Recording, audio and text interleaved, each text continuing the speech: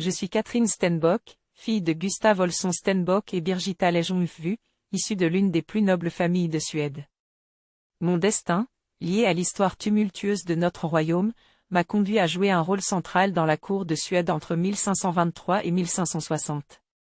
Permettez-moi de vous raconter mon histoire, celle d'une jeune femme devenue reine à un moment où les vents du changement soufflaient sur l'Europe.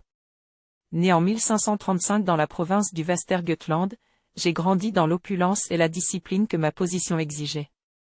Mon enfance a été marquée par les valeurs de piété, de loyauté et de service à la couronne. La Suède était alors un pays en pleine transformation sous le règne de Gustav Ier Vasa, qui avait brisé les chaînes de l'Union de Kalmar pour établir une nation indépendante et protestante. Mon mariage avec le roi Gustav Vasa en 1552 fut une union arrangée, comme tant d'autres à l'époque, conçue pour renforcer les alliances et consolider le pouvoir de la dynastie. J'avais seulement 17 ans, et lui était déjà un homme d'âge mûr. C'était un homme imposant, à la fois par sa stature physique et son esprit stratégique. Bien que notre relation ait été marquée par le respect mutuel, il n'était pas toujours facile de partager le quotidien d'un monarque obsédé par le devoir. En tant que reine, j'avais des responsabilités immenses. Je devais représenter la couronne avec grâce et dignité, tout en supervisant la gestion du palais et en soutenant mon époux dans ses entreprises politiques.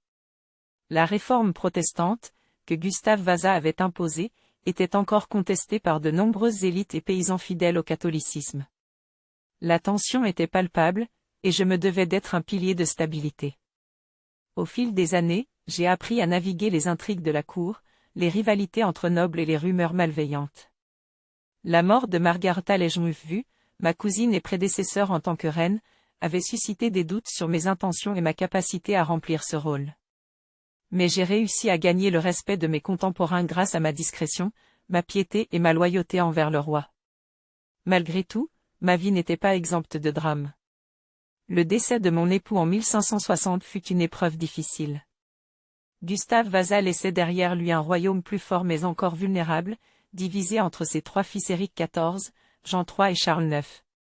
La rivalité entre eux allait plonger le royaume dans une période de troubles que l'on nomme aujourd'hui, l'époque des troubles de la dynastie Vasa.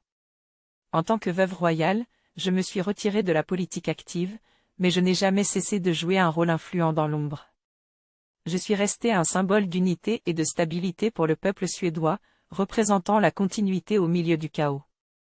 Mes années de service en tant que reine et conseillère m'ont enseigné la patience, la résilience et l'importance de toujours penser au bien commun avant tout.